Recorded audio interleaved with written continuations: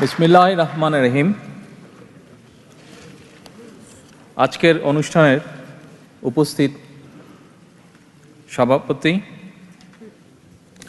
অনুষ্ঠানে উপস্থিত আমন্ত্রিত সুধীবৃন্দ, উপস্থিত সাংবাদিকবৃন্দ এবং আমার দলীয় নেতৃবৃন্দ, আসসালামু আলাইকুম। কেমন আছেন আপনারা? আলহামদুলিল্লাহ।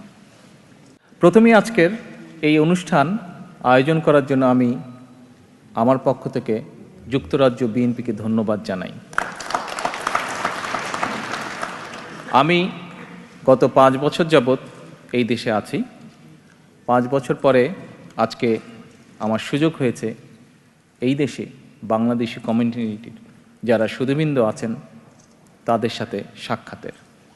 সেজন্য যুক্তরাজ্য বিএনপির সাথে কে যেরকম ধন্যবাদ জানাই, একই সাথে যে সকল সুধীবৃন্দ আজকে এসেছেন কষ্ট করে এখানে এই অনুষ্ঠানে কষ্ট স্বীকার করে, তাদের সকলকে আবার আমি আন্তরিক ধন্যবাদ জানিয়ে আমার বক্তব্য শুরু করছি। সুধীবৃন্দ,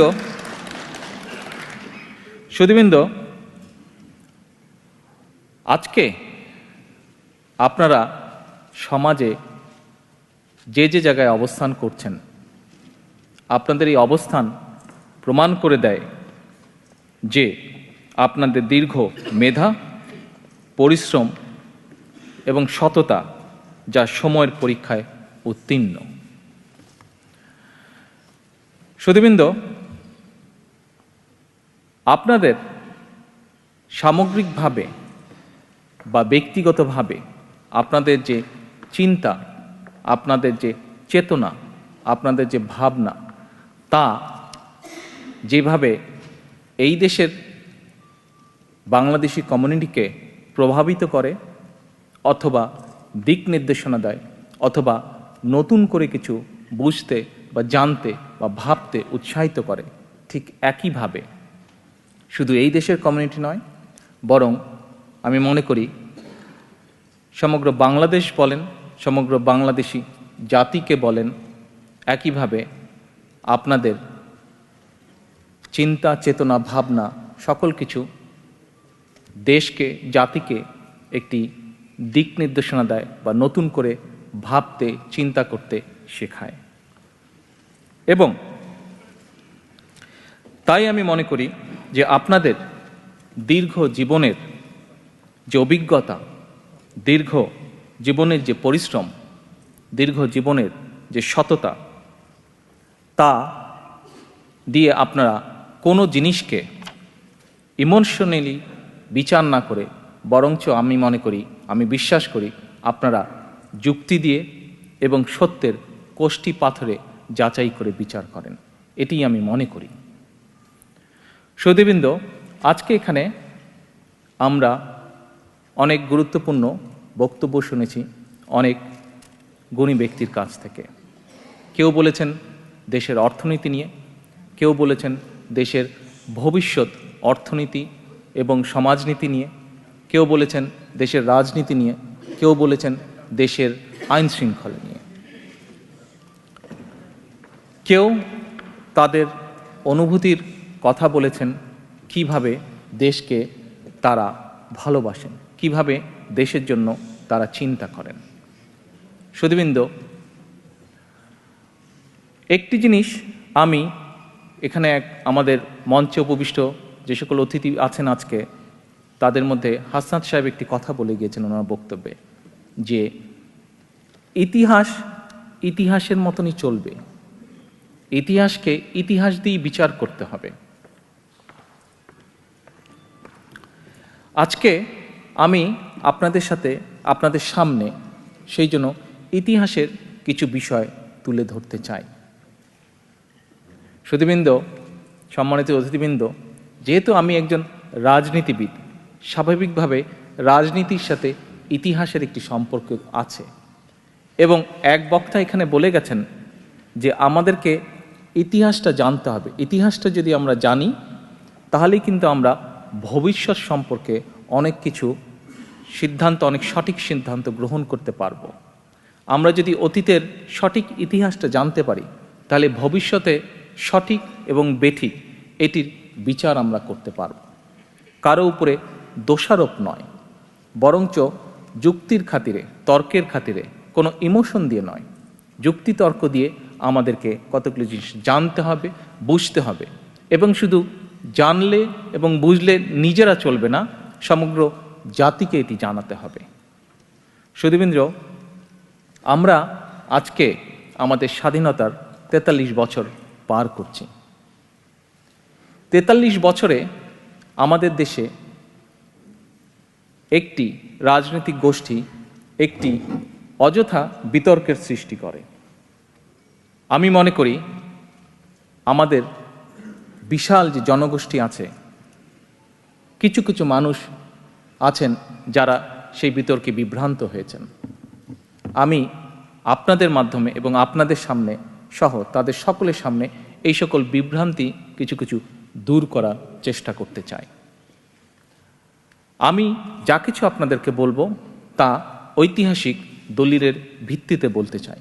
আমার নিজের কোনো কথা আমি বলবো না, আমি ঐতিহাসিক দলিলের ভিত্তিতে আপনাদের সামনে কিছু তথ্য উপস্থাপন করতে চাই। সুধীবৃন্দ, আপনারা নিশ্চয়ই এরই মধ্যে বাংলাদেশি যারা আছেন এই দেশে, তারা দেখেছেন, দেশের মানুষ অবশ্যই দেখেছেন যে গত 25শে মার্চ তারিখে যুক্তরাজ্য বিএনপি একটি অনুষ্ঠানের আয়োজন করে। সেই অনুষ্ঠানের মূল বিষয়বস্তু ছিল যে বাংলাদেশের প্রথম রাষ্ট্রপতি হচ্ছেন শহীদ রাষ্ট্রপতি জিয়াউর রহমান এবং বাংলাদেশের সত্যিকারভাবে স্বাধীনতার, বাংলাদেশ যে ইন্ডিপেন্ডেন্ট 26শে মার্চ থেকে বাংলাদেশ যে একটি স্বাধীন রাষ্ট্র, বাংলাদেশ যে একটি সার্বভৌম রাষ্ট্র হিসাবে আত্মপ্রকাশ করেছে, এই কথাটি বিশ্ববাসী, সমগ্র দেশবাসী সহ বিশ্ববাসীর সামনে এটি তুলে ধরেছিলেন, প্রকাশ করেছিলেন শহীদ রাষ্ট্রপতি জিয়াউর রহমান। এই কথাটি এই মঞ্চে উপস্থিত একজন বক্তা আমাদের এই বক্তব্য যখন শুরু হয়, অনুষ্ঠানের শুরুতে বলে গেছেন, উনি নিজের কানে শুনেছেন। আসুন আমরা আবার ফিরে যাই ইতিহাসের পাতায়।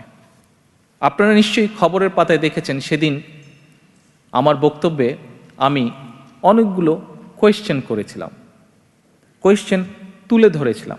কাদের কাছে? সমগ্র দেশবাসীর কাছে। যে বর্তমানে শেখ হাসিনা বা আওয়ামী লীগ যা দাবি করছে তাই যদি হয়ে থাকে, তাহলে 8ই মার্চ, শেখ মুজিবের 7ই মার্চের বক্তৃতার পরে 8ই মার্চ কেন সরকার, স্বাধীন সরকার, বাংলাদেশের সরকার গঠিত হয়নি? এরকম আরও অনেকগুলো প্রশ্ন ছিল। যদি 7ই মার্চে স্বাধীনতা ঘোষণা করে থাকে, তাহলে 17ই এপ্রিল কেন মুজিব সরকার গঠিত হলো? যদি চট্টগ্রাম প্রায় ঢাকা থেকে 200 মাইল দূরে শেখ মুজিব স্বাধীনতার ঘোষণা পাঠাতে সক্ষম হয়ে থাকে, তাহলে তার বাড়ি থেকে 6-7 মাইল দূরে তৎকালীন হোটেল ইন্টারকন্টিনেন্টাল, যেখানে প্রায় 100 খানেকের মতন বিদেশি সাংবাদিক বসেছিল দেশের তৎকালীন খবর কভার করার জন্য, দেশি বিদেশি প্রায় 100 খানেক সাংবাদিক, তাদের কাছে একটি ছোট্ট কাগজে লিখে কেন পাঠাতে পারেনি গ্রেফতার হওয়ার আগে যে সে দেশকে স্বাধীন করলো? আপনারা দেখেছেন আমার সেই বক্তব্য পত্রিকায় প্রকাশিত হওয়ার পরে শেখ হাসিনা বলেন এবং তার দলের অন্য নেতৃবৃন্দ বা যারা আছে, প্রত্যেকে কোন ভাষায় কথা বলেছে। তারা কিন্তু কেউ একটি প্রশ্নের উত্তরও কিন্তু দেয়নি। কোনো প্রশ্নের উত্তর, যতগুলো প্রশ্ন করা হয়েছিল কোনো প্রশ্নের উত্তর কিন্তু তারা দেয়নি। বরং তারা কিভাবে কথা বলেছে?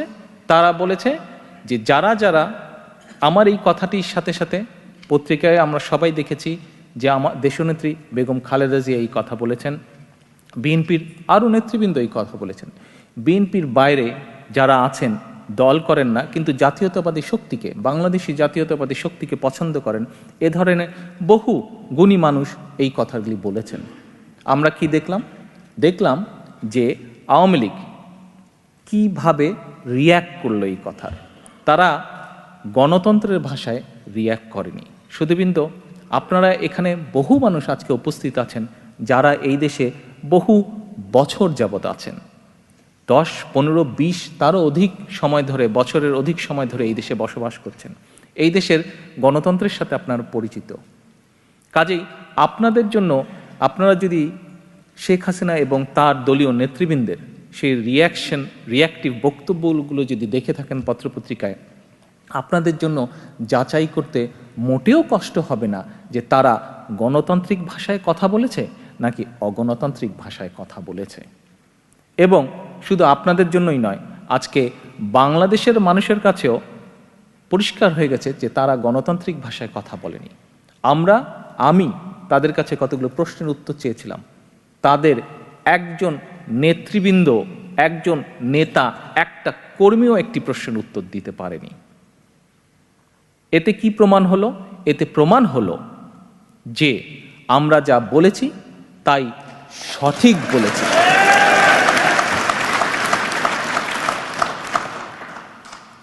শ্রোতৃবৃন্দ, আওয়ামী লীগের ওয়েবসাইটে বলা হয়েছে যে শেখ মুজিবুর রহমানকে রাষ্ট্রপতি করে 10ই এপ্রিল মুজিবনগরে সরকার গঠন করা হয়েছে। আমি এই বিষয়ে আরও বক্তব্য তুলে ধরব। 10ই এপ্রিল, 17ই এপ্রিল মুজিবনগর সরকার গঠিত হয়েছিল। সেই মুজিবনগর সরকার ফর্মালি আত্মপ্রকাশ করেছিল 17 এপ্রিল। 10ই এপ্রিল তারা একটি ঘোষণাপত্র তৈরি করেছিল, সেখানে এই কথাটি লেখা আছে। এখন এইটার রেফারেন্স ধরে যদি আমরা বলি, এটি কিন্তু আওয়ামী লীগের ওয়েবসাইটে আছে। 10ই এপ্রিল মুজিবনগর সরকার গঠন করা হয়েছে এবং শেখ মুজিবকে রাষ্ট্রপতি করা হয়েছে। ফাইন। তাহলে আপনারাই আবার বলছেন যে 7 তারিখে শেখ মুজিব স্বাধীনতা ঘোষণা করা হয়েছে। আবার আপনারাই বলছেন যে 26 তারিখে শেখ মুজিবের নির্দেশে তাদের কোন নেতৃবৃন্দ স্বাধীনতা ঘোষণা করেছে অথবা শেখ মুজিব করেছে। কিন্তু আপনারাই আবার বলছেন 10ই এপ্রিল। তাহলে 26 তারিখে 10ই এপ্রিল কি ছিল? 26 তারিখ থেকে 10ই এপ্রিল কি ছিল? তাহলে আসেন আমরা ইতিহাসের কিছু দলিলে দেখি। আমরা প্রথমেই শুরু করি, আমাদের এখানে আজকে উপস্থিত যে সকল সুধীবৃন্দ আছেন তার মধ্যে অধিকাংশই আমার বিশ্বাস সিলেট অঞ্চল থেকে আছেন, খুব সম্ভব অন্যান্য অঞ্চলেরও মানুষ আছেন, সিলেট অঞ্চলে আছেন। বাংলাদেশের প্রেক্ষাপটে আমরা জানি যে বাংলাদেশে যে এখন যে সরকার ব্যবস্থা, তাতে মোটামুটিভাবে ধরে নেওয়া হয় যে সরকার প্রধানের পরে মোস্ট ইম্পর্টেন্ট ব্যক্তি যে কে বলতে পারবেন? Finance minister. ইয়াস। তো আমাদের বাংলাদেশের সিলেট জেলা থেকে বহুদিন যাবত ফাইন্যান্স মিনিস্টার নিযুক্ত হয়ে আসছে প্রায় প্রতিটি সরকারে। ভবিষ্যতে আমি বলতে পারবো না ভবিষ্যতে কোন জেলা থেকে হয়। তো এখন বর্তমানেও এই অবৈধ সরকার, শেখ হাসিনার অবৈধ সরকারের একজন অবৈধভাবে নির্বাচিত একজন ফাইন্যান্স মিনিস্টার আছে। সরি,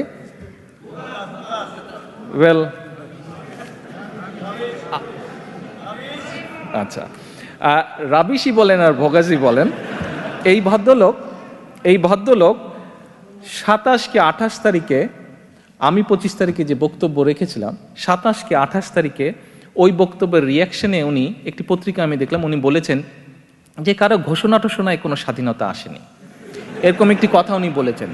শহীদ জিয়াকে কটাক্ষ করে উনি এরকম কথা বলেছেন।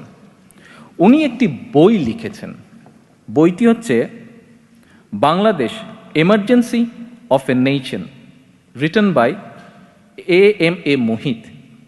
এই বইটির 143 নম্বর পাতায় উনি লিখেছেন, major Ziaur Rahman within bracket later president of Bangladesh bracket close was the first to announce the independence of Bangladesh.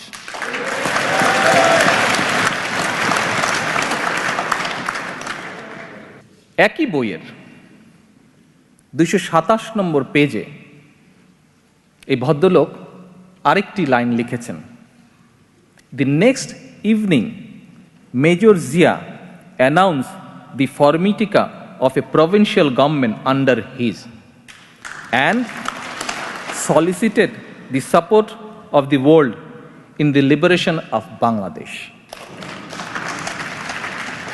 শুধুবৃন্দ, তাহলে কি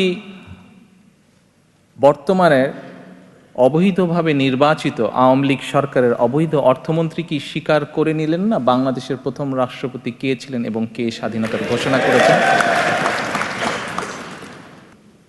আওয়ামী লীগেরই আরেকজন এমপি, তারও একটি লেখা বই আছে।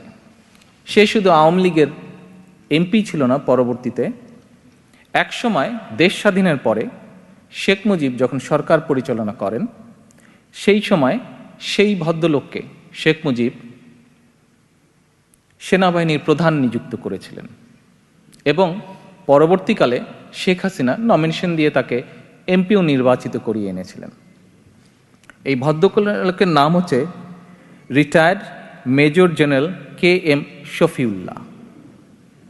উনি একটি বই লিখেছেন। উনিও একজন মুক্তিযোদ্ধা, প্রত্যক্ষভাবে উনি মুক্তিযুদ্ধে অংশগ্রহণ করেছেন।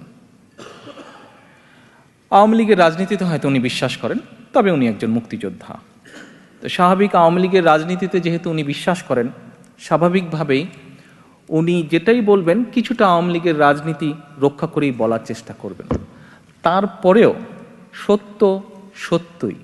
সত্যকে উনিও ঢাকতে পারেননি, কিছুটা হলে ওনার বিবেকে লেগেছে। তো উনার বাংলাদেশ অ্যাট ওয়ার যে বইটি উনি লিখেছেন, সেই বইয়ের 44 নম্বর পেজ, জিয়াজ ডিক্লারেশন, একটি প্যারাই আছে। তো আমরা তার কিছু অংশ আমি আপনাদেরকে পড়ে শোনাচ্ছি। 17 wings of East Pakistan Rifles from Kaptai on their way to join Rafiq in the city was intercepted by Zia at 1800 hours on March 26. They were then incorporated within his force. All the troops then took an oath of allegiance to Bangladesh. The oath was administered by Zia at 1600 hours on March 26. Thereafter, he distributed 350 soldiers of East Bengal Regiment and about 200 troops of East Pakistan Rifles to various task forces under command of an officer each. These task forces were meant for the city. The whole city of Chittagong was divided into various sectors, and each sector was given to a task force. After having made these arrangements, Zia made his first announcement on the radio on March 26. In this announcement, apart from saying that they were fighting against Pakistani army, he also declared himself as the head of the state. সুধীবৃন্দ, এটি হচ্ছে 26শে মার্চের ঘটনা বলেছেন জনাব শফিউল্লাহ, যে 26শে March শহীদ Zia announcement করেছেন স্বাধীনতার, নিজেকে প্রথম বা সার্বভৌম বাংলাদেশের রাষ্ট্রপ্রধান হিসাবে। আওয়ামী লীগের ওয়েবসাইটে 10ই এপ্রিল ঘোষণাপত্রে উল্লেখ করা হয়েছে যে ধরে নেওয়া হলো 26শে মার্চ থেকে শেখ মুজিব রাষ্ট্রপ্রধান। ধরে নেওয়া এবং বাস্তবতা, সুধীবৃন্দ, আপনাদেরকে বিটুইন দি লাইন্স বলার নিশ্চয়ই কোনো প্রয়োজন নেই। আমি আপনাদেরকে আরেকটি রেফারেন্স, আমার বক্তব্য হয়তো ঠিক রাজনীতিবিদদের মতন মনে হচ্ছে, হয়তো স্কুল টিচারদের মতন মনে হচ্ছে, বোরিং লাগতে পারে হয়তো, আমি তার জন্য ক্ষমা চেয়ে নিচ্ছি। বাট সত্য যে অনেক মুরব্বী বলে থাকেন, আমাদের দেশেও একটি কথা আছে যে সত্য একটু কড়া লাগে শুনতে, তো সত্য শুনতেও একটু সময় লাগে, একটু ধৈর্য লাগে। বর্তমানে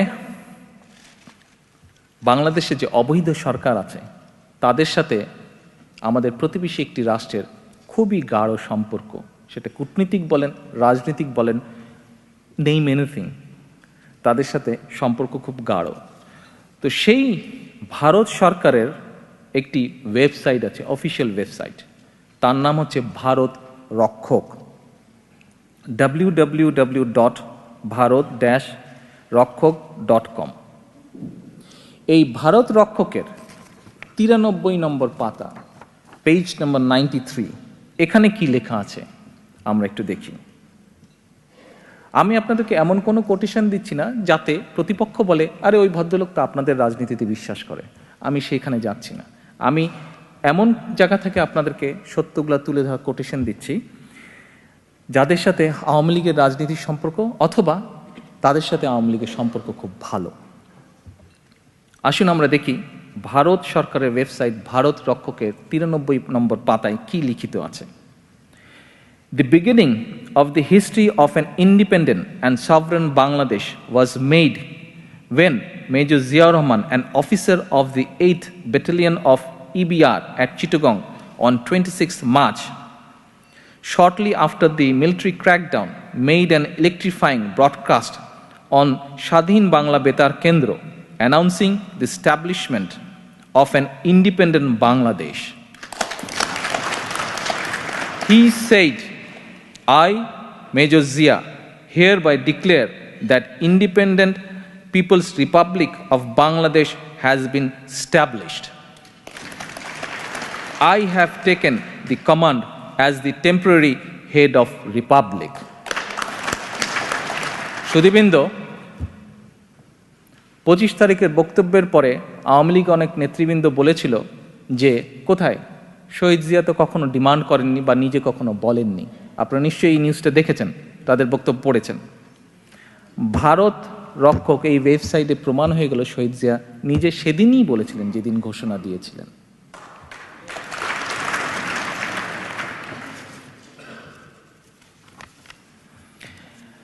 এখন সুধীবৃন্দ, আপনাদেরকে আমি একটি বিষয় বলতে চাই। কি সেই বিষয়টি? বিষয়টি হচ্ছে যে শেখ হাসিনা ওই দিন তার রিয়াকশনে বলেছিলেন যে 400 টাকার মেজর কোনো স্বাধীনতার ঘোষণা করেনি। আমি মনে করি এই কথাটি বলে শেখ হাসিনা বাংলাদেশের সকল মুক্তিযোদ্ধাকে প্রচণ্ডভাবে অপমান করেছেন। আমরা তখন হয়তো ছোট ছিলাম, আমরা বইয়ের পাতায় পড়েছি, ইতিহাসের পাতায় পড়েছি, কিন্তু যারা সেদিন সচক্ষে দেখেছেন যুদ্ধ, যারা যে সেদিন প্রত্যক্ষভাবে যুদ্ধে অংশগ্রহণ করেছেন, তারা সেদিন দেখেছেন সেই 400 টাকার মেজর, 200 টাকার ক্যাপ্টেন, 100 টাকার সিপাই, 50 টাকার ক্ষেত খামারের মজুর বা কামলা, তারাই সেদিন একবেলা খেয়ে আধা বেলা খেয়ে লুঙ্গি পরে সেদিন অস্ত্র হাতে যুদ্ধ করেছিল। সেদিন তারাই যুদ্ধের ডাক দিয়েছিল, যুদ্ধে ঝাঁপিয়ে পড়েছিল। বাংলাদেশের তৎকালীন 7.5 কোটি মানুষ যাদেরকে দায়িত্ব দিয়েছিল, তারা সেদিন নিরাপদে কলকাতায় গিয়ে আশ্রয় নিয়েছিল। বাংলাদেশের সেদিনকার 7.5 কোটি মানুষ দায়িত্ব দিয়েছিল আলফা ইন্স্যুরেন্স কোম্পানির ইন্স্যুরেন্সের ব্রোকার শেখ মুজিবুর রহমানকে বাংলাদেশের স্বাধীনতা ঘোষণা করার জন্য, স্বাধীন বাংলাদেশের দায়িত্ব নেওয়ার জন্য। কিন্তু সেটি বুঝতে বা করতে শেখ মুজিব ব্যর্থ হয়েছিলেন। শেখ মুজিব কিভাবে ব্যর্থ হয়েছিলেন সুধীবৃন্দ, আসুন আমরা তার নিজের মুখে আমরা শুনি যে শেখ মুজিব, আমি ওই দিন একটি কথা বলেছিলাম যে শেখ মুজিব স্বাধীনতার ঘোষণা দেয়নি, কোনোদিনই শেখ মুজিব বাংলাদেশের স্বাধীনতার ঘোষণা দেয়নি। আজকে আমি আবারও কথাটি বলছি এবং এটার সাথে আমি যোগ করতে চাচ্ছি যে শেখ মুজিব কোনোদিন বাংলাদেশের ঘোষণা দিবে এমন কথা শেখ মুজিব নিজে কোনোদিন চিন্তাও করে নাই। কারণ সেদিন আমি বলেছিলাম যে শেখ মুজিব যদি স্বাধীনতার ঘোষণাই করত, তাহলে কেন সে ইয়াহিয়া খানের সাথে ইন্টারকনে পরপর 5 দিন মিটিং করলো, কারণ স্বাধীন দেশের একজন নেতার অন্য একটি দেশের নেতার সাথে এভাবে দর কষাকষি করার কোনো যৌক্তিক কারণ থাকতে পারে না। কাজেই আজকে আসুন আমরা দেখি শেখ মুজিব নিজেই কিভাবে চায়নি বাংলাদেশের স্বাধীনতা, অর্থাৎ সে কোনোদিন বাংলাদেশের স্বাধীনতা বলতেই চায়নি। আপনারা যদি স্ক্রিনের দিকে একটু দেখেন এবং ভালো করে Nobody can stop it. Autonomy of East Pakistan. Nobody can stop it. Autonomy? Oh, definitely. I want to live like a free citizen of a free country. You mean independence? That I don't mean. You mean independence? That I don't mean. You mean independence? That I don't mean. Thank you sir. সুধীবৃন্দ, আপনারা কি আরেকবার দেখতে চান? Are you sure to win this cause? Oh, nobody can stop it. Autonomy of East Pakistan. Nobody can stop it. Autonomy? Oh, definitely. I want to live like a free citizen of a free country. You mean independence? That I don't mean. You mean independence? That I don't mean. You mean independence? That I don't mean. সুধীবৃন্দ, এই যে ছোট্ট সংক্ষিপ্ত ভিডিওটি, এটি French TV এই সাক্ষাৎকারটি নিয়েছিল শেখ মুজিবের। এটি শেখ মুজিব যখন 25শে মার্চ রাত্রে গ্রেফতার হলো পাকিস্তানিদের হাতে, তখন 26শে মার্চ 1971 সালে তারা এটি প্রকাশ করে এই ভিডিওটি। এই ভিডিওটাতে আমরা কি দেখলাম? শেখ মুজিবের নিজের ভাষায়, নিজের গলায়, ও autonomy, nobody can stop my autonomy. তার মানে all his life he fought for autonomy. যেই 6 দফা সে বলেছিল, সেই 6 দফার কথা সেই বলল যে তার 6 দফা কেউ বন্ধ করতে পারবে না। আপনারা নিজের কানেই শুনলেন যে সাংবাদিক তাকে জিজ্ঞেস করছে, সে বলছে আমি একটি স্বাধীন মানুষের মতন বাঁচতে চাই। সাংবাদিক তাকে জিজ্ঞেস করছে তাহলে কি তুমি ইন্ডিপেন্ডেন্স বলছো? সে কি উত্তর দিল? That I don't mean. অর্থাৎ সে স্বাধীনতা, স্বাধীন সার্বভৌম স্বাধীনতা, সার্বভৌম বাংলাদেশ, এটি উনি মিন করেন নাই।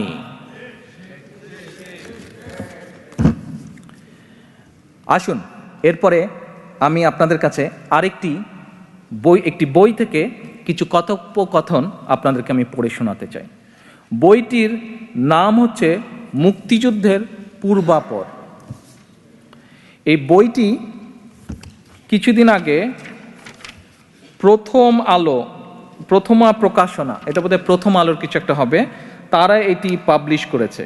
বইটি 2013 সালে, আমার কাছে যেই সংখ্যাটি আছে এটি প্রকাশিত হয়েছে 2013 সালে, বোধহয় রিপ্রিন্ট হয়েছে 2011 বা 12তে তারা প্রথম এটি প্রিন্ট করে। আচ্ছা, এই বইতে 3 জন মানুষের টোটাল কথোপকথন আছে। আচ্ছা, এই 3 জন মানুষ কে কে, তাদের খুব সংক্ষিপ্ত একটা পরিচয় আগে আপনাদের কাছে আমি উপস্থাপন করি, তাহলে আপনাদের জন্য বুঝতে এবং আপনাদেরকে আমার জন্য বোঝাতে খুব ইজি হবে। বইটিতে কথোপকথন করেছেন 3 জন ব্যক্তি, মানে আপনারা যেরকম টেবিলে বসে আছেন, সব রাউন্ড টেবিলে বসে আছেন, 3 জন ব্যক্তি হয়তো এরকম বসেছেন একটা টেবিলে বসে। 3 জনই মুক্তিযুদ্ধের সময় প্রত্যক্ষভাবে কোনো না কোনোভাবে মুক্তিযুদ্ধের সময় জড়িত ছিলেন 1971 সালে।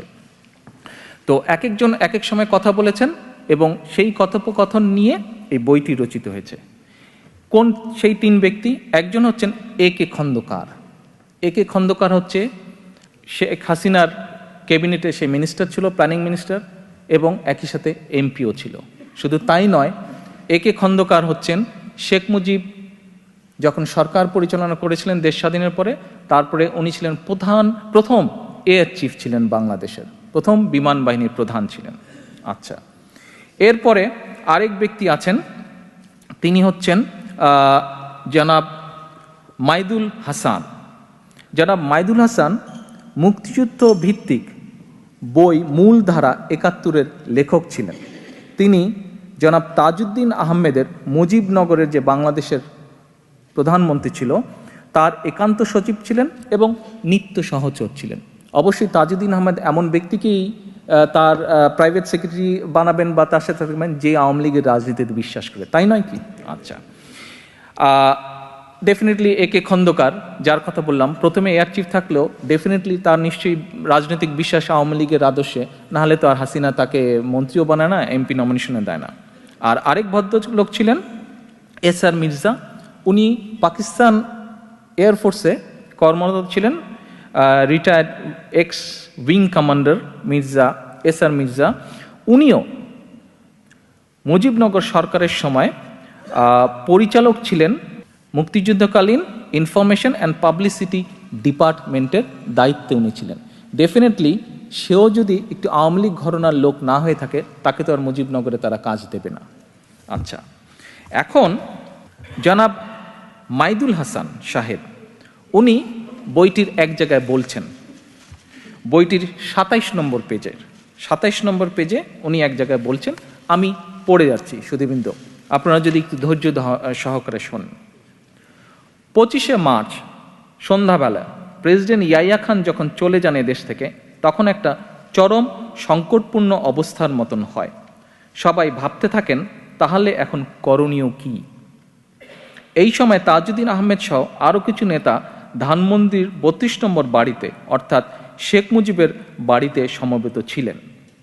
সেখানে এক ফাঁকে তাজউদ্দিন আহমেদ একটি টেপ রেকর্ডার এবং একটা ছোট্ট খসড়া ঘোষণা শেখ সাহেবকে দিয়ে সেটা তাকে পড়তে বলেন। এ ঘটনা তাজউদ্দিন আহমেদের কাছ থেকে আমার শোনা। মুক্তিযুদ্ধের পরপরই আমি যখন মুক্তিযুদ্ধ বিষয়ে তথ্য সংগ্রহ করছি, তখন তাজউদ্দিন আহমেদকে এ ব্যাপারে আমি জিজ্ঞাসা করেছিলাম। ঘোষণাটা তাজউদ্দিন আহমেদের নিজের লেখা ছিল। লেখাটা ছিল এমন: পাকিস্তানি সেনারা আমাদের আক্রমণ করেছে অতর্কিতভাবে, তারা সর্বত্র দমন নীতি শুরু করেছে। এ অবস্থায় আমাদের দেশের স্বাধীনতা সংগ্রামকে সবাইকে ঝাঁপিয়ে পড়তে হবে, এবং আমি বাংলাদেশের স্বাধীনতা ঘোষণা করলাম নির্বাচিত রাষ্ট্রপতি হিসাবে। এই খসড়া ঘোষণাটা শেখ মুজিবুর রহমানকে দেওয়ার পরে সেটা তিনি পড়লেন, কিন্তু তিনি এ বিষয়ে কিছু বললেন না, নিরুত্তর রইলেন, অনেকটা এড়িয়ে গেলেন। এগুলা কিন্তু সব তাজউদ্দিনের ভাষায় এখানে বলা হয়েছে। তাজউদ্দিন আহমেদের ভাষ্য অনুযায়ী তিনি যখন তাকে বললেন, মুজিব ভাই, এটা আপনাকে বলে যেতেই হবে, কেননা কালকে কি হবে, আমাদের সবাইকে যদি গ্রেফতার করে নিয়ে যায় তাহলে কেউ জানবে না কি তাদের করতে হবে। এই ঘোষণা কোনো না কোনো জায়গা থেকে কপি করে আমরা জানাবো, যদি বেতার মারফত কিছু করা যায় তাহলে সেটাই করা হবে। শেখ সাহেব তখন উত্তর দিয়েছিলেন, সুধীবৃন্দ, আপনারা মনোযোগ দিয়ে আমার কথা শুনছেন আমি জানি, কিন্তু এই কথাটায় আপনাদের আরেকটু মনোযোগ দেওয়ার জন্য আমি বিশেষভাবে অনুরোধ করব। শেখ সাহেব তখন উত্তর দিয়েছিলেন, এটা আমার বিরুদ্ধে একটি দলিল হয়ে থাকবে, এর জন্য পাকিস্তানিরা আমাকে দেশদ্রোহের জন্য বিচার করতে পারবে। এই কথার পিঠে তাজউদ্দিন অত্যন্ত ক্ষুব্ধ হয়ে সঙ্গে সঙ্গে রাত সম্ভবত 9টার পর 32 নম্বর ছেড়ে চলে যান। সুধীবৃন্দ, তাজউদ্দিনের আহমেদের এই কথাটি অথবা মাইদুল হোসেন যা বলেছেন এই বইয়ে তাজউদ্দিন আহমেদকে কোট করে, এবং আপনারা একটু আগে ভিডিওতে যা দেখলেন, তার সাথে কি আমরা সামঞ্জস্য পাচ্ছি? আমরা যদি তার সাথে সামঞ্জস্য সুধীবৃন্দ পেয়েই থাকি, তাহলে এবং অন্য যেই বিষয়গুলো আপনাদের সামনে আমি তুলে ধরলাম স্বাধীনতার ঘোষণা প্রসঙ্গে, তাহলে কি আজকে এই কটি কথা থেকেই পরিষ্কার হয়ে দাঁড়ায় যে it is not Sheikh Mujibur Rahman but শহীদ রাষ্ট্রপতি জিয়াউর রহমান, যিনি বাংলাদেশের সত্যিকার অর্থে, ঘোষক অর্থে নয় কিন্তু স্বাধীনতার ডিক্লারেশন অর্থে আনুষ্ঠানিক স্বাধীনভাবে বাংলাদেশকে ঘোষণা করার দায়িত্ব কাঁধে নিয়ে যিনি ঘোষণা করেছিলেন, যিনি সেদিন 7 কোটি বাংলাদেশের মানুষের সত্যিকার মনোভাব বুঝতে পেরেছিলেন, সেটি হচ্ছে শহীদ রাষ্ট্রপতি জিয়াউর রহমান, নট শেখ মুজিবুর রহমান।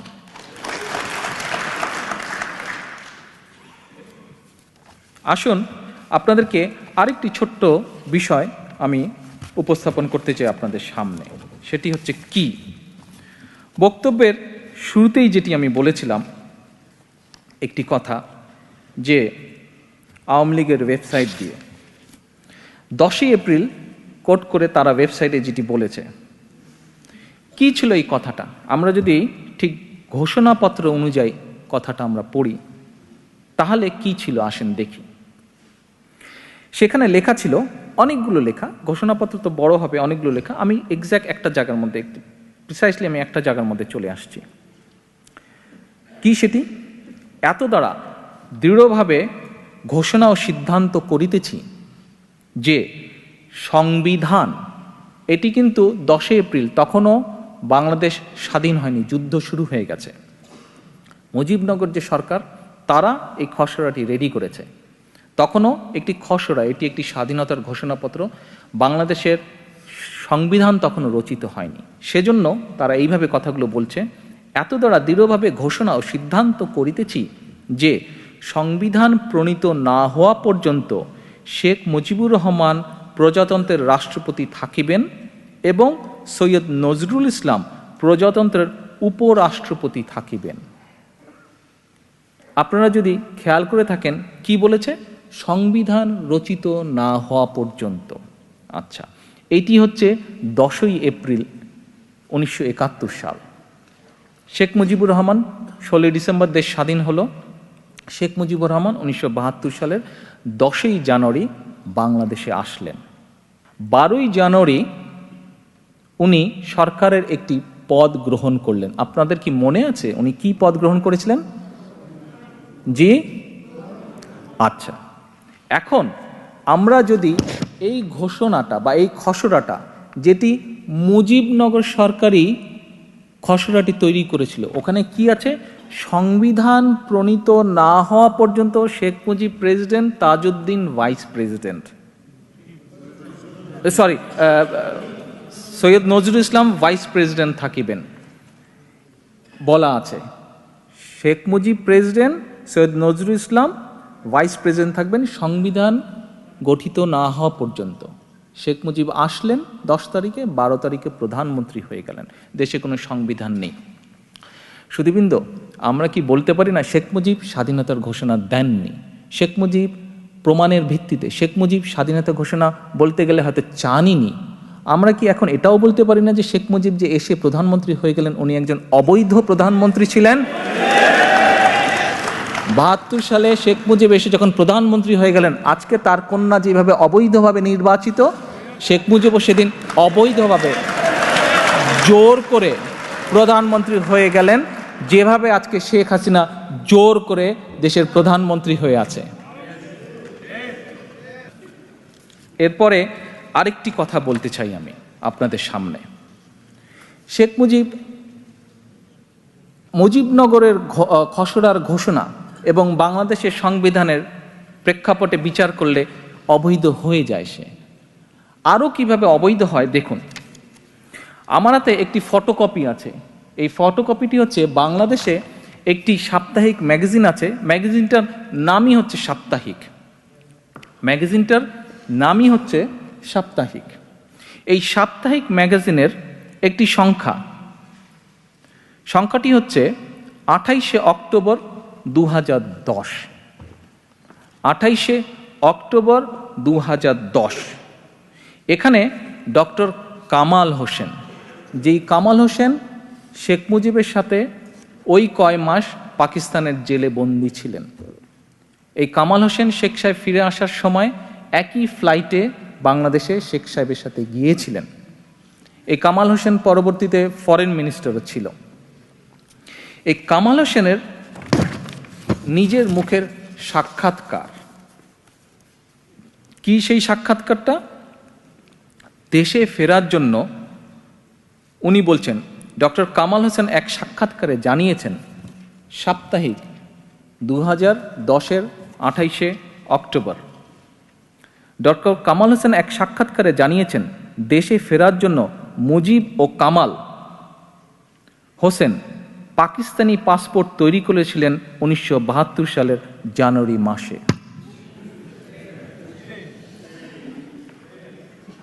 ডক্টর কামাল হোসেন নিজের মুখে বলছেন যে উনি এবং শেখ মুজিব, আপনারা যদি এই সংখ্যাটি জোগাড় করতে পারেন, আমরা এটি যেই ওয়েবসাইটটি আছে এখানে, এই ওয়েবসাইটে আমরা পুরা সাক্ষাৎকারটি দিয়ে দেবো, ওর থেকে আপনারা পড়ে নিতে পারবেন, ঘোষণা26.com এই ওয়েবসাইট থেকে। এই সাক্ষাৎকারের মধ্যে ডক্টর কামাল বলছেন, জেলখানায় অথরিটি আসলো, তাদেরকে বলল যে আমরা তো লন্ডন হয়ে বাংলাদেশে যাব, যেহেতু তখন পাকিস্তানি কোনো এয়ারক্রাফট ইন্ডিয়ান টেরিটরির উপর দিয়ে আসতে পারবে না, সেই জন্য তারা একবার চিন্তা করলো যে ইউএনের এয়ারক্রাফটে যাবে তারা। আচ্ছা ঠিক আছে, ভালো কথা, ইউএনের এয়ারক্রাফটে যাবে। তারপরে বোধহয় ডিসিশন চেঞ্জ করলো, কিন্তু এখন কোন ডকুমেন্ট নিয়ে যাবে আমি বুঝলাম না। একজন ব্যক্তি যার নামে এত বছর বলা হলো যে স্বাধীনতার ঘোষণা করেছে, সে যে ছোটবেলা থেকে বলে স্বাধীন বাংলাদেশের স্বপ্ন দেখত, সেই ব্যক্তি ইউএনের এয়ারক্রাফটে বাংলাদেশ আসার কথা চিন্তা করতে পারলো, কিন্তু ইউএনের ট্রাভেল ডকুমেন্ট না নিয়ে সে পাকিস্তানি ডকুমেন্ট নিয়ে বাংলাদেশে আসলো। সে স্বাধীন বাংলাদেশে আসলো পাকিস্তানি ডকুমেন্ট নিয়ে, সে স্বাধীন বাংলাদেশে এসে অবৈধভাবে স্বাধীন বাংলাদেশের প্রধানমন্ত্রী হলো পাকিস্তানের নাগরিক রূপে। শ্রুতিবৃন্দ, এই সবগুলো তথ্য আমি আপনাদের সামনে উপস্থাপন করলাম। আমার বক্তব্য কি আমি কিছু বলছি না, বিচারের ভার, বিচারের দায়িত্ব আপনারা সহ সমগ্র বাংলাদেশের মানুষের উপরে। আমি শুধু তথ্যগুলো আপনাদের সামনে উপস্থাপন করলাম। এখন নেতৃবৃন্দ, আমরা শেখ হাসিনার কণ্ঠে প্রায় বিভিন্ন বক্তব্যটায় শুনে থাকি যে বাংলাদেশ জাতীয়তাবাদী দল বিএনপি অথবা শহীদ রাষ্ট্রপতি জিয়াউর রহমান অথবা দেশনেত্রী বেগম খালেদা জিয়া, আমরা আমাদের দলের প্রধান দুই নেতা নেত্রী ওনারা বলে, এবং আমাদের দল আমরা বলে রাজাকারকে প্রতিষ্ঠিত করেছি, আমরা বলে রাজাকারের গাড়িতে পতাকা দিয়েছি তাদেরকে মন্ত্রী বানিয়ে। এরকম অভিযুক্ত তারা করে থাকে শেখ হাসিনা করে, তার সাথে তার দলের অন্য নেতৃবৃন্দ করে। মৌলানা নুরুল ইসলাম নামে এক ব্যক্তি আওয়ামী লীগের নমিনেশন পেয়ে 1996 সালের নির্বাচনে জয়ী হয় জামালপুর থেকে। জামালপুর থেকে মৌলানা নুরুল ইসলাম, মৌলানা নুরুল ইসলাম 1971 সালে জামালপুর সরিষাবাড়ি এলাকার রাজাকার কমান্ডার ছিলেন তিনি। শেখ হাসিনা কিন্তু তাকে শুধু নমিনেশনই দেয়নি, নমিনেশন পাবার পরে সে নির্বাচিত হলো এবং তাকে ধর্ম প্রতিমন্ত্রী শেখ হাসিনা বানিয়েছিল। আচ্ছা আসেন, তার নেতৃত্বে রাজাকাররা ওই এলাকায় মুক্তিযুদ্ধ বিরোধী সকল কর্মকাণ্ড পরিচালনা করত। এই যে নুরুল ইসলামের নেতৃত্বে দৃশ্যপট 71 একটি বই আছে, 21 শতকের রাজনীতি ও আওয়ামী লীগ গ্রন্থ। এই বইয়ের 45 নম্বর পৃষ্ঠায় যদি আপনারা যান, এই রাজাকার সম্পর্কে সকল তথ্য আপনারা পাবেন। বাংলাদেশের ইতিহাসে আওয়ামী লীগই প্রথম যারা একজন তালিকাভুক্ত, শেখ মুজিবের সময় যে রাজাকারদের তালিকা করা হয়েছিল এবং যেই কজনের বিচার হয়েছিল, এই Nurul Islam was one of them, যার বিরুদ্ধে সত্যিকারভাবে রাজাকার আইনে সত্যিকারভাবে রাজাকার হিসাবে মানে অফিসিয়ালি যার বিরুদ্ধে এলিগেশনস আছে, কেসেস আছে এবং বিচার হয়েছিল। যতটুকু মানে 18 মাস সে বোধহয় জেলেও ছিল। আচ্ছা, শেখ হাসিনার বাপ যাকে রাজাকার বলল, শেখ হাসিনার বাপ যাকে শেখ মুজিবুর রহমান যাকে রাজাকারের আইনে বিচার করলো, 18 মাস জেল খাটলো, তাকে শেখ হাসিনা মন্ত্রী করলো, তাকে শেখ হাসিনা এমপি বানালো। আমরা ওই বিতর্কে যেতে চাই না, তবে এটা স্বাভাবিক সেন্সের ব্যাপার বা ইতিহাসের ব্যাপার বা তথ্যের ব্যাপার। হ্যাঁ, আমরা দেশের ঐক্যের স্বার্থে শহীদ জিয়া বা দেশনেত্রী বেগম খালেদা জিয়া অন্য দলের কিছু ব্যক্তিবর্গকে ক্যাবিনেটে নিয়েছিলেন, মন্ত্রিসভায় সদস্য হিসাবে নিয়েছিলেন। তাদের কারো বিরুদ্ধে শেখ মুজিবের সময় বা শেখ হাসিনার অন্য শাসনামলেও তাদের কারোর বিরুদ্ধে শেখ মুজিবের সময় অফিসিয়ালি রাজাকারের আইনে বিচার হয়নি, তারা জেলও খাটেনি, কোনো কিছু হয় নাই। তাহলে কি দাঁড়ালো? রাজাকারের গাড়িতে যদি জাতীয় পতাকা দিতে হয়, এইটা সবচেয়ে প্রথম শেখ হাসিনা করেছে, শহীদ জিয়াও করেননি, দেশনেত্রী বেগম খালেদা জিয়াও করেননি, বিএনপি করার প্রশ্নই আসে না। কত কন্ট্রোভার্সিয়াল কাজ এবং কত কন্ট্রোভার্সিয়াল কথা শেখ মুজিব করেছে, শেখ হাসিনা করছে, আওয়ামী লীগ করেছে। এটি বিচার ইতিহাস ইনশাল্লাহ করবে। আসেন, শুধু এটিই নয়, রাজাকারের বংশবিস্তার যদি আমরা দেখি, এত রাজাকার নিয়ে কথা হয়, রাজাকারের বংশবিস্তারও যদি হয়, সেটি দেখেন শেখ হাসিনার ফ্যামিলি বা তার দলের মধ্যে থেকেই হচ্ছে। কিভাবে? ইঞ্জিনিয়ার খন্দকার মোশাররফ হোসেন এমপি, ইনি হচ্ছেন শেখ হাসিনার আত্মীয়। তিনি শান্তি বাহিনী গঠন করে মুক্তিযোদ্ধাদের হত্যার জন্য হানাদার বাহিনীদের প্ররোচিত করেন। দৃশ্যপট ৭১, ২১ শতকের রাজনীতি ও আওয়ামী লীগ, এই বইয়ের ৪৫ নম্বর পৃষ্ঠায় বলা হয়েছে শেখ হাসিনার বেয়াই ইঞ্জিনিয়ার খন্দকার মোশাররফ হোসেন ও তার পিতা নুরুল ইসলাম নুরু মিয়া ফরিদপুরের কুখ্যাত রাজাকার ছিলেন। এটি আমাদের কথা না, এটি একটি বইয়ের রেফারেন্স শুদ্ধ দেওয়া আছে। নুরুল ইসলাম ওরফে নুরু রাজাকার, তিনি শেখ হাসিনার বেয়াই খন্দকার মোশাররফ হোসেনের পিতা নুরু মিয়া ফরিদপুরের কুখ্যাত রাজাকার ছিলেন। ২০১২ সালের ২১শে এপ্রিল ফরিদপুর জেলা আওয়ামী লীগ নেতারা হাসিনার সাথে বৈঠক করেন। এ সময় তারা এলাকার কুখ্যাত নুরা রাজাকারের ছেলে শেখ হাসিনার রাজাকার বেয়াই মোশাররফের প্রসঙ্গটি তোলেন। তখন শেখ হাসিনা বলেন, ফরিদপুরের রাজাকারের তালিকায় ১৪ নম্বরে, খেয়াল করবেন ফরিদপুরের শেখ হাসিনার ল্যাঙ্গুয়েজ, ফরিদপুরের রাজাকারের তালিকায় ১৪ নম্বরে নুরু মিয়ার নাম থাকলেও তিনি যুদ্ধ অপরাধী ছিলেন না। নুরু মিয়ার অপকর্মের খতিয়ান, মুক্তিযুদ্ধের প্রেক্ষাপট, ব্যক্তির অবস্থান বইয়ে বিস্তারিতভাবে তুলে ধরা আছে। আপনারা যদি, আমি যেহেতু বড় করতে চাই না সেই জন্য আমি আর বিস্তারিতগুলো আনলাম না, আপনারা নিশ্চয়ই উৎসাহ ভরে এই তথ্যগুলি পড়বেন, জানবেন এবং মানুষকে জানাবেন, আমি অনুরোধ করব। আজকে আমার এখানে আসার, আপনাদের সাথে মিলিত হওয়ার কয়েকটি উদ্দেশ্য ছিল। তার মধ্যে একটি উদ্দেশ্য হচ্ছে যে আপনারা নিশ্চয়ই পত্রপত্রিকাও দেখেছেন, পড়েছেন, জেনেছেন হয়তো মানুষের মুখে মুখে যে গত রমজান মাসে বিএনপির ইফতার পার্টিতে আমি দেশ এবং দেশের মানুষ সম্পর্কে কিছু বলেছিলাম। আজকে এখানে অনেক বক্তা সেরকম কিছু জানতে চেয়েছেন। দেশ এবং দেশের মানুষের সম্পর্কে ডেফিনেটলি আমার এবং আমার দলের পরিকল্পনা আছে, কিন্তু শুধুবৃন্দ একই সাথে আরেকটি উদ্দেশ্য ছিল আজকে এখানে আসার, যে আপনাদের সাথে পরিচিত হওয়ার। বিকজ যখন ইনশাল্লাহ ভবিষ্যতে সুযোগ আসবে, এই কমিউনিটির মধ্যে অনেক প্রতিভাবান মানুষ আছেন যারা বাংলাদেশি, যারা দেশের জন্য অবদান রাখতে সক্ষম হবেন। এবং আমার দৃষ্টিতে আজকে বক্তাদের মাঝেই কয়েকজনকে আমি আজকে পেয়েছি। আমি বিশ্বাস করি যে ইনশাল্লাহ ভবিষ্যতে যখন সুযোগ আসবে তাদেরকে আমরা কাজে লাগাবো।